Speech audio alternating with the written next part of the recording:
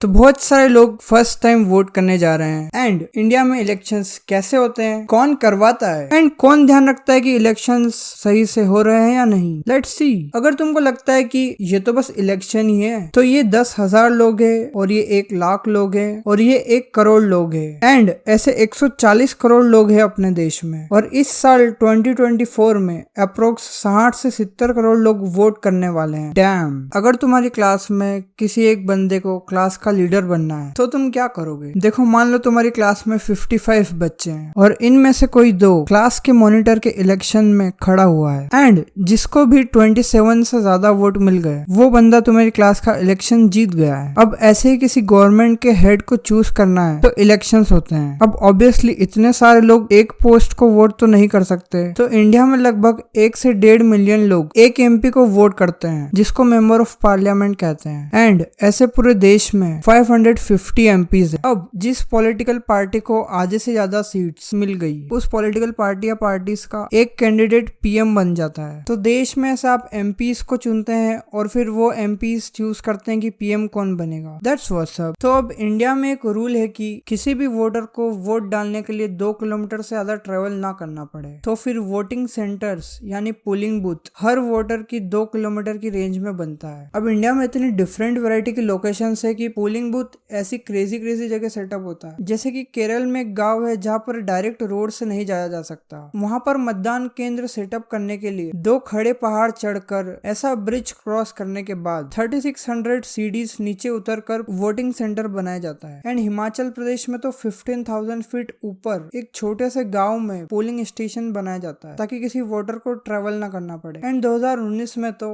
गिर national park में सिर्फ एक बंदे के लिए ईवीएम को सेटअप किया गया था। डैम। मतलब डेमोक्रेसी का ये कहना कि एक भी वोट ना छूटे। ओके, तो ऐसे हर जगह ईवीएम मशीन्स का सेटअप होता है और फिर इंडिया में डिफरेंट जगह डिफरेंट टाइम पर वोटिंग होती है। अब वोट कैसे करते हैं इसका प्रोसेस मैं वीडियो के लास्ट में बताता हूँ। ओके, तो वोटिंग के बाद ईवीएम मशीन्स को सील करके उनको मतदान केंद्र में भेज दिया जाता है। एंड यहाँ की सिक्योरिटी सीआरपीएफ के ऑफिसर्स करते हैं और ऑलरेडी एक दिन डिसाइड होता है कि वोटों की काउंटिंग कब होगी। तो उस दिन वोटों की काउंटिंग कैसे होती है? देखो, सबसे पहले पोस्टल वोट्स की काउंटिंग होती है और उसके आधे घंटे बाद ईवीएम की काउंटिंग स्टार्ट होती है। एंड फिर धीरे धीरे एक ब्लैक बोर्ड पर लिखते हैं कि किसको कितने वोट मिले। एंड फिर इलेक्शन कमीशन फाइनल रिजल्ट्स बाहर करता है। अब जिस पार्टी या गठबंधन को 272 से ज्यादा सीट्स मिलती है, उनमें से कोई एक बंदा पीएम बन जाता है। Cool, isn't it? ओके, तो ये सेक्शन फर्स्ट टाइम वोटर्स के लिए कि आखिर वोट कैसे करते हैं। तो इस वेबसाइट पर जाकर अपना नाम या पोलिंग स्टेशन चेक करना, या तुम्हारे घर पर एक वोटिंग की स्लिप आई होगी और इनकेस नहीं आई है तो वोटिंग वाले दिन भी तुम वोटिंग सेंटर के बाहर आपको आपके नाम की स्लिप मिल जाएगी। वो स्लिप और तुम्हारा वोटिंग आईडी कार्ड लेकर या आधार कार्ड लेकर तुमको एक रूम में एंटर करना है, जहाँ पर फर्स्ट काउंटर पर अपनी स्लिप और आईडी वेरीफाई करवानी होगी। फिर उसके बाद आपको सेकंड काउंटर पर जाना होगा, जहाँ पर आपके साइन होंगे एंड आपके हाथ पर एक मार्क बनाया जाएगा। ये डबल या प्रॉक्सी वोटिंग से बचने के लिए करते हैं। यहाँ से फिर आपको एक स्लिप मिलेगी। फिर आपको थर्ड काउंटर पर जाना है, जहाँ पर आपके स्लिप और हाथ चेक होगा। फिर आपको वोट देने जाना है एंड ईवीएम मशीन में आपको जिसे वोट डालना है उस बटन को प्रेस करना है। एंड साइड में एक वीवीपैट मशीन भी होगी जिसमें आपने जिस कैंडिडेट को चूज किया है उसका पार्टी साइन आएगा। ये 7 सेकंड तक शो होगा